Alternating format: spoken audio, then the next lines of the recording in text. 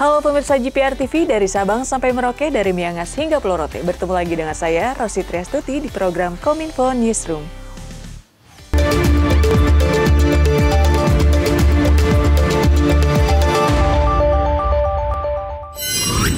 Mengawali informasi pertama, Menteri Kesehatan Budi Gunadi Sadikin menyampaikan bahwa capaian vaksinasi COVID-19 di Indonesia berada di urutan keempat di dunia, berdasarkan jumlah penduduk yang telah divaksin. Kenaikan peringkat ini dicapai setelah Indonesia berhasil melampaui capaian vaksinasi Brasil.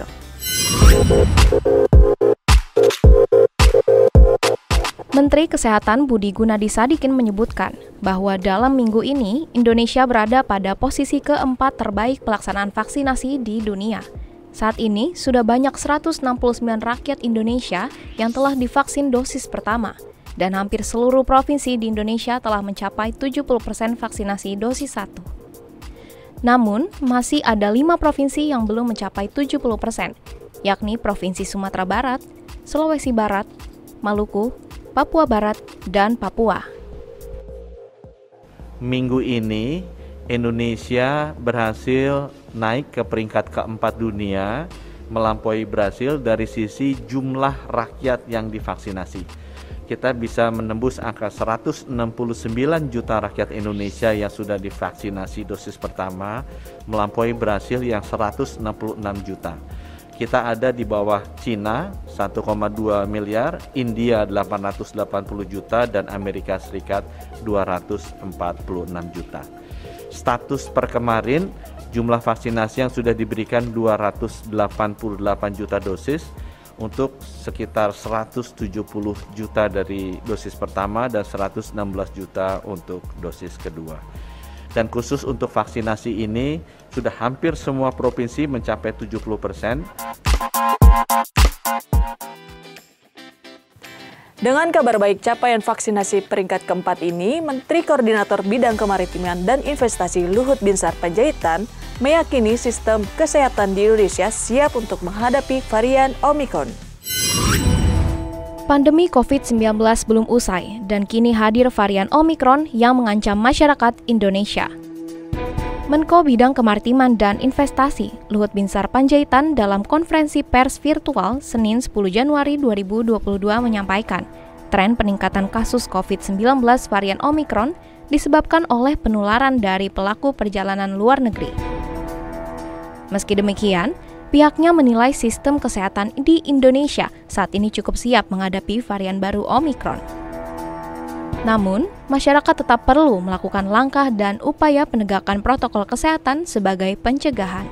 Kita harus kompak, tidak perlulah mencari kekurangan di sana-sini, tapi kita harus saling mengingatkan dengan baik.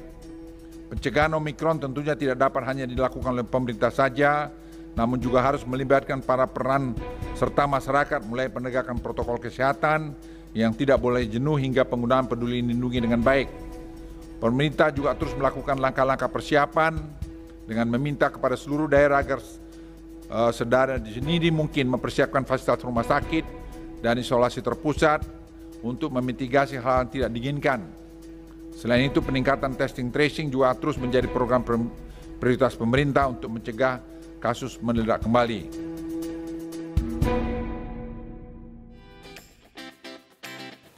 Masih berbicara soal vaksin, pemirsa, Menteri Koordinator Bidang Perekonomian Erlangga Hartarto menyatakan bahwa vaksin Nusantara ini nantinya akan digunakan di rumah sakit. Berikut informasi selengkapnya. Pemerintah terus mendorong pengembangan vaksin Nusantara. Hal ini disampaikan oleh Menko Bidang Perekonomian Erlangga Hartarto yang menyatakan bahwa vaksin Nusantara akan digunakan di rumah sakit dan mendapatkan perlakuan berbeda dibandingkan vaksin merek lain. Sebab, vaksin Nusantara adalah vaksin terapi yang penggunaannya tidak membutuhkan izin dari BPOM. Vaksin Nusantara ini juga tentunya akan terus didorong, dan saat sekarang ini diterapkan di rumah sakit, dan tentunya treatmentnya agar sedikit berbeda karena ini sebagai imunoterapi dan dalam bentuk peralatan alat-alat kesehatan.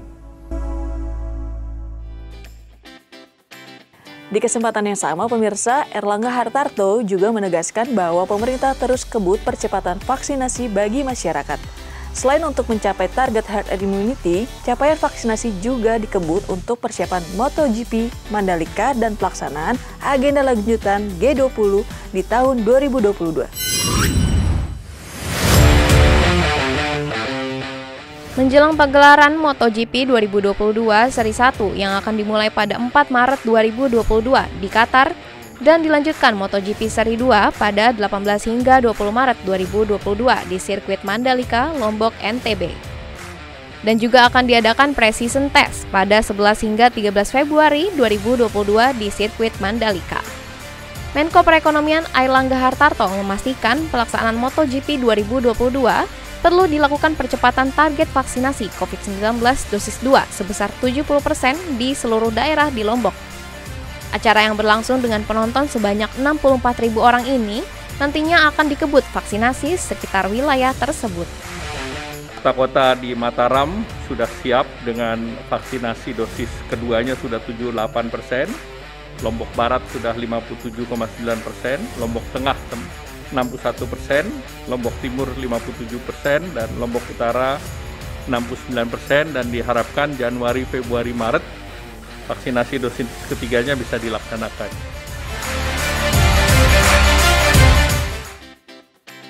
Menutup informasi terakhir, pemirsa, Indonesia mengirimkan bantuan kemanusiaan berupa makanan bagi rakyat Afghanistan yang saat ini menghadapi kesulitan pangan. Bantuan tersebut diberikan sebagai respon terhadap situasi kemanusiaan yang semakin memburuk di Afghanistan. Melihat situasi krisis yang terjadi di Afghanistan, pemerintah Indonesia mengirimkan bantuan kemanusiaan dengan menggunakan 2 pesawat. Menteri Luar Negeri Indonesia, Retno Marsudi, turut hadir di Bandara Soekarno-Hatta untuk melepas 2 pesawat Garuda pembawa bantuan tersebut. Bantuan berisi kebutuhan makanan dan nutrisi bagi rakyat Afghanistan. Saat ini ada sekitar 23 juta penduduk yang terancam kelaparan dan 3 juta anak terancam malnutrisi di negara tersebut.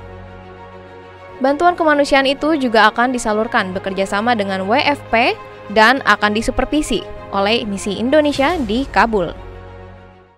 Saat ini saya berada di Bandara Soekarno-Hatta untuk melepas 2 pesawat bantuan kemanusiaan Indonesia untuk rakyat Afghanistan. Bantuan kemanusiaan kepada rakyat Afghanistan ini diberikan sebagai respons terhadap situasi kemanusiaan yang semakin memburuk di Afghanistan. Indonesia terus berupaya memperkuat dan berkontribusi dalam diplomasi kemanusiaan.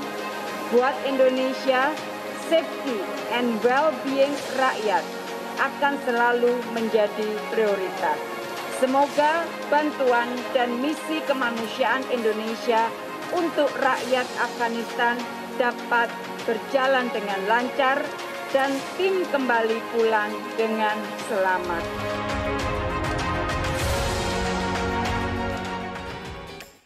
Itulah ragam informasi yang telah kami kemas untuk Anda. Dapatkan update berita pilihan setiap harinya di kanal GPR TV atau melalui sosial media gprtv.id. Saya Rosti Triastuti pamit, sampai jumpa.